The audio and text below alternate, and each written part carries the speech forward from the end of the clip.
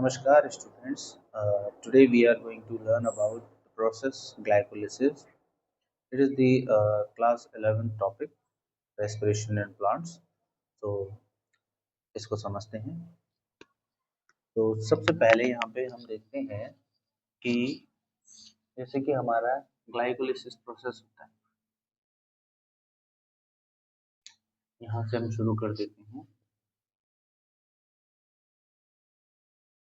Glycolysis.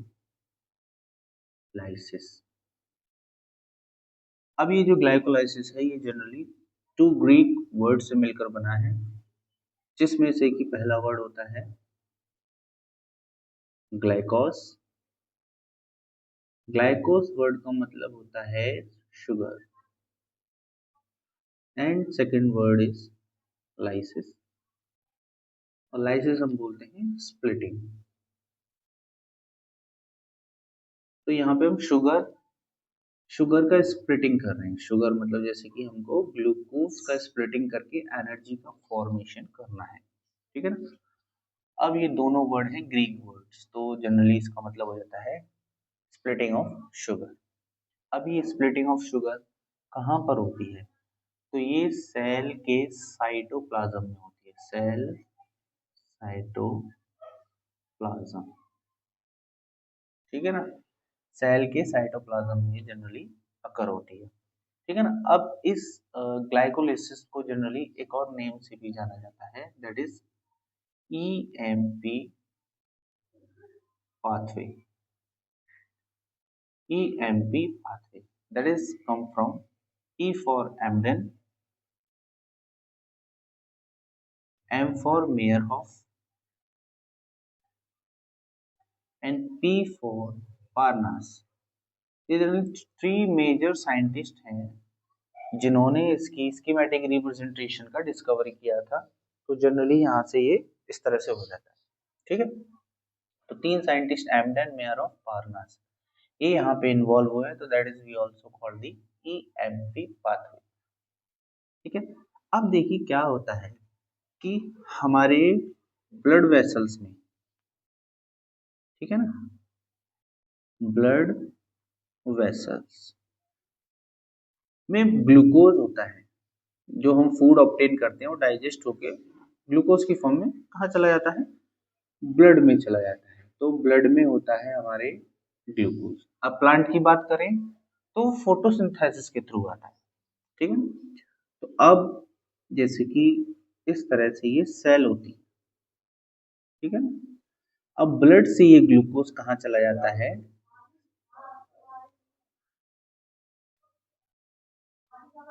ठीक है, cell में चला जाता है।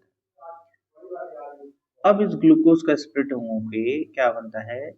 2 पायरुविक एसिड फॉर्म होते हैं। अब ये ग्लूकोज होता है 6 कार्बन कंटेनिंग, पायरुविक एसिड होता है 3 कार्बन कंटेनिंग। तो ये सेल के अंदर प्रोसेस चलता है, और कहाँ पे चलता है? ये साइटोप्लाज्म के अंदर, न्यूक्लियस में नहीं चलता, साइटोप्लाज्म में। जैसे कि यहाँ पे मैं न्यूक्लियस बना देता हूँ, ठीक है ना, तो न्यूक्लियस में नहीं चलेगा, ये चलेगा साइटोप्लाज्म, ठीक है, इस तरह से। अब इसमें जैसे कि कुछ पॉइंट्स यहाँ पे हमको जानने वाले हैं कि प्लांट में किस तरह से है। तो देखिए प्लांट में क्या होता है, एक प्रोसेस हम सभी जानते हैं जिसको बोलते हैं हम फोटोसिंथेसिस। अब फोटोसिंथेसिस से जो फाइनली फूड बनता है वो हमारा प्लांट में सुक्रोज बन जाता है, ठीक है ना, जो कि एंड प्रोडक्ट होता है फोटोसिंथेसिस का। ग्लूकोज बनेगा फिर सुक्रोज बनेगा। अब प्लांट में जो ग्लूकोज होता है वो कहाँ से आता है? सुक्रोज से आता है। तो सुक्रोज जो होता है हमारा डाइसेक्राइड, ठीक है ना। तो इससे क्या बनेंगे? 2 मोनोसेक्राइड बनते हैं। मतलब एक तो बनता है ग्लूकोज 6 कार्बन वाला, and second one is fructose. तो यहाँ पे ये हमारे 2 मोनोसेक्राइड डाइसेक्राइड से बन जाते हैं। ये डाइसेक्राइड है, ये मोनोसेक्राइड है। तो 2, ये डाइसेक्राइड है तो इससे 2 मोनोसेक्राइड बने, ठीक है। यहाँ पे जो एंजाइम इन्वॉल्व होता है वो होता है इनवर्टेज, ठीक है। प्लांट में इस तरह से चलता है। अब इस ग्लूकोज की स्प्लिटिंग फर्दर होगी और इस फ्रक्टोज की भी फर्दर स्प्लिटिंग होगी, तब जाके पूरी एनर्जी फॉर्म होगी। तो कितने एटीपी वहां फॉर्म हो जाते हैं ग्लाइकोलाइसिस में, वो हम सब यहाँ पे देखेंगे। तो अब इस प्रोसेस को हम यहाँ से शुरू कर देते हैं, ठीक है। तो सबसे पहले हम लेते हैं यहाँ पे ग्लूकोज। अब ग्लूकोज होता है हमारा 6 कार्बन कंटेनिंग कंपाउंड। यहाँ पे एक बात और समझने वाली है कि देखिए दो तरह से होते हैं, एक एरोबिक रिएक्शन होता है, एक अनारोबिक। तो जो अनारोबिक ऑर्गेनिजम्स होती हैं उनमें केवल ग्लाइकोलाइसिस ही एक प्रोसेस होती है जिसके थ्रू वो एनर्जी फॉर्म करते हैं। लेकिन जो एरोबिक ऑर्गेनिजम्स होते हैं उनमें क्या होते हैं, ग्लाइकोलाइसिस के बाद अनदर प्रोसेसेस भी चलती हैं, जैसे कि क्रेब्स साइकिल हो गया और ईटीएस हो गया, इलेक्ट्रॉन ट्रांसपोर्ट सिस्टम हो गया। तो यहाँ पे अनएरोबिक में केवल यही एक प्रोसेस होती है जिससे वो एनर्जी या फिर ग्लूकोज का स्प्लिटिंग करते हैं। तो ग्लूकोज सबसे पहले स्प्लिट होता है किसमें, ग्लूकोज 6 फॉस्फेट में। मतलब सबसे पहले ग्लूकोज कन्वर्ट होगा किसमें, ग्लूकोज 6 फॉस्फेट के अंदर, which is also 6 carbon containing compound.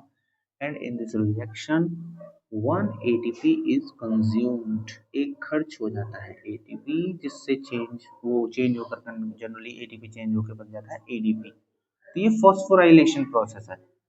तो ग्लूकोज क्या होगा, फॉस्फोराइलेटेड होगा बाय द 1 एटीपी। एटीपी का जो एक फॉस्फेट है वो उससे जुड़ गया, तो ये ग्लूकोज से ग्लूकोज 6 फॉस्फेट बन गया। तो ये फॉस्फोराइलेशन हो गया। यहाँ पे अब एक एटीपी यहाँ जुड़ गया तो दो रह गए केवल, तो डाई फॉस्फेट यहाँ पे रह गया। During this the hexokinase enzyme is involved. Hexokinase enzyme is involved. Another step इसका क्या होता है, glucose 6 phosphate changes into fructose 6 phosphate। अब यहाँ पे ये देखो glucose 6 phosphate and fructose 6 phosphate दोनों एक दूसरे के आइसोमर्स है, तो ये एक तरह से आइसोमेरेज रिएक्शन हो जाएगा। फॉस्फेट ये भी हमारा 6 कार्बन का है। देखो हमको इसको तोड़कर 3 कार्बन वाला बनाना है, तो अभी तो 6 कार्बन ही चल रहा है। Then after fructose 6 phosphate changes into fructose 1,6 bisphosphate.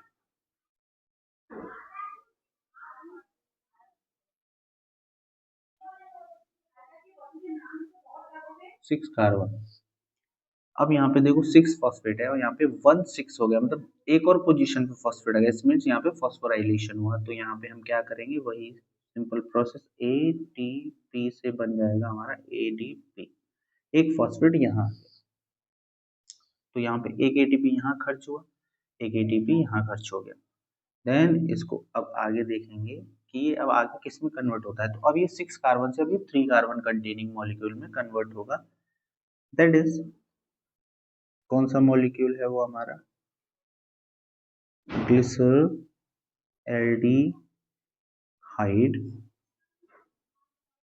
ट्रीफॉस्फेट।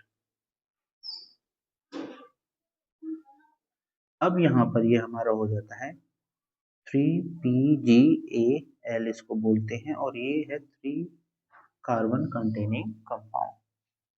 अब इस तरह के 3 कार्बन वाले दो बनते हैं यहाँ पे, एक बनता है डाई हाइड्रोक्सी एसीटोन फॉस्फेट। ये 3 कार्बन का है जिसको हम DHAP कहते हैं, ठीक है ना। अब ये 2-3 कार्बन कंपाउंड मॉलिक्यूल यहाँ पे बन जाते हैं, आपस में ये इंटरचेंजेबल होते हैं। पहले इसका स्प्लिटिंग होगी, ये कन्वर्ट होके पायरुविक एसिड बनेगा, फिर ये कन्वर्ट होके पायरुविक एसिड बनेगा। तो ये टोटल 2 स्टेप हो जाएंगे यहाँ पे, ठीक है ना। तो अब इसके बाद का स्टेप मैं यहाँ नोट कर देता हूँ, ठीक है ना। अब यहाँ पे क्या रहता है कि ग्लिसरैल्डिहाइड 3 फॉस्फेट चेंज हो जाता है किसमें, 1,3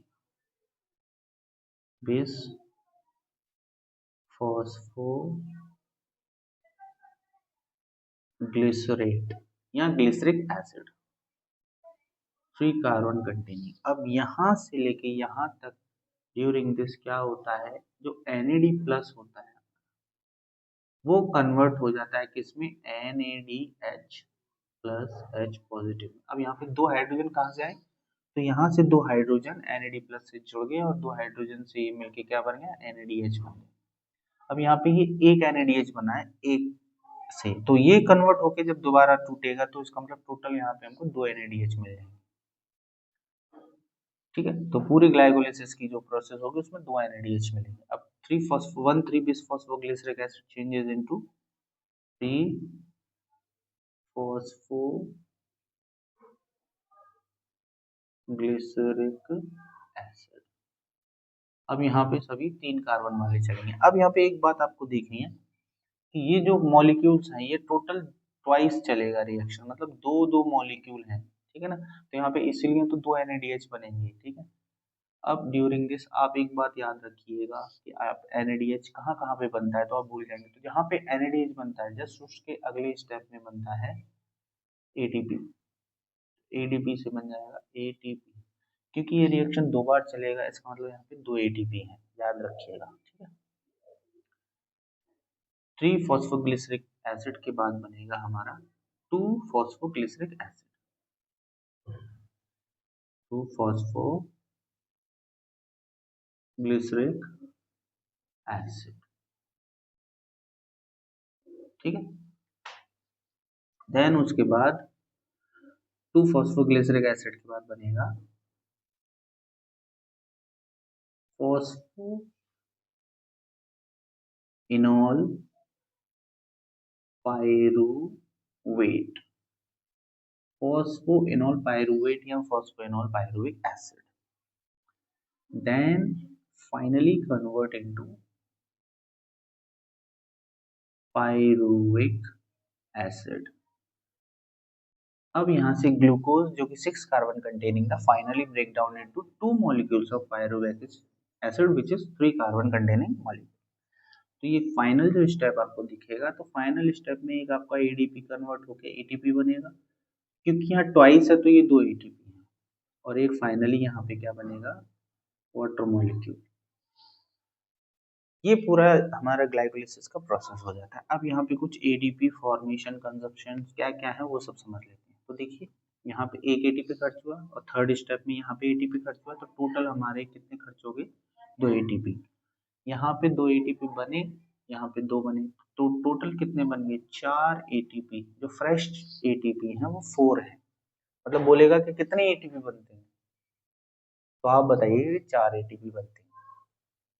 अब आपसे बोलेगा खर्च कितने होते हैं, ठीक है ना, तो 2 खर्च हो जाते हैं आपके।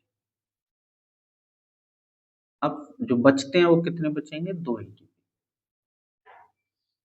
ठीक है ना, इस तरह से 2 ATP बचते, लेकिन यहाँ पे 2 NADH है, ठीक है ना, तो 2 NADH भी आपको मिले हैं यहाँ पर। अब एक NADH 3 ATP बनाता है आगे जाके ऑक्सीडेटिव फॉस्फोराइलेशन में, यहाँ पे टोटल 2 NADH है, तो इसका मतलब ये टोटल बनाएंगे 6 ATP। तो 6 ATP इससे मिल जाएंगे आगे जाके ETS में, और 2 ये, तो टोटल 6 और 2 टोटल कितने हो जाते हैं, 8 ATP। तो जो हमारा ग्लाइकोलाइसिस वाला प्रोसेस है इसमें नेट गेन कितने ATP का हो जाता है हमारा, ये टोटल नेट गेन हो जाता है 8 ATP का। आपको मैं दोबारा बता देता हूँ, देखिए एक ATP यहाँ खर्च हुआ, एक ATP यहाँ खर्च हुआ, 2 खर्च हो गए, यहाँ पे 2 बने, यहाँ पे 2 बने, टोटल 4 बने हैं, 4 में से 2 खर्च हो गए तो 2 बचे, और एक NADH से 3 ATP, तो 2 NADH से 6 ATP बनेगा, तो 6 और 2 8, तो टोटल नेट गेन हमारा ड्यूरिंग द ग्लाइकोलाइसिस हो जाता है 8 ATP, बट फ्रेश ATP बनते हैं 4। ये सब प्रोसेस यहाँ पे होती हैं, ठीक है ना। तो इस तरह से ये ग्लाइकोलाइसिस प्रोसेस है। आई होप आप सभी को समझ में आया होगा। Thank you so much for joining us.